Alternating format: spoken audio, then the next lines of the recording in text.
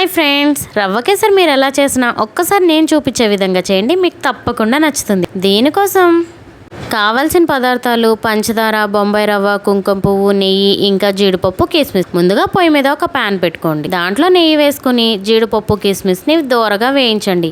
ఇందులోనే 1 కప్పు బొంబాయి రవ్వ కూడా వేసుకుని చిన్న మంట మీద మంచి సువాసన వచ్చేంత వరకు వేయించండి. ఇది వేగేలోపు పక్కన ఇంకొక పొయ్యి మీద ఒక గిన్నెలో 3 కప్పులు నీళ్లు వేసుకుని దాంట్లోనే కొంచెం కుంకుమ పువ్వు కూడా వేసుకుని నీళ్ళని మరగనివ్వండి. ఇలా మరుగుతున్న నీళ్ళని మనం వేయించుకుంటున్న బొంబాయి రవ్వలో పోసి ఒకసారి బాగా కలపండి. ఇది కాస్త దగ్గర పడేంత వరకు కలుపుకున్న తర్వాత దీంట్లో 1.5 కప్పులు పంచదార వేసుకోవాలి. మనం కప్పు బొంబాయి రవ్వకి 1.5 కప్పులు పంచదార, 3 కప్పులు నీళ్ళు అనేది పోసుకోవాలి. ఇప్పుడు మిగతా నెయ్యిని కూడా వేసేసి బాగా కలుపుకొని కొంచెం యాలకుల పొడి కూడా వేసి సర్వింగ్ బౌల్లో సర్వ్ చేసుకుంటే టేస్టీ రవ్వ కేసరి రెడీ.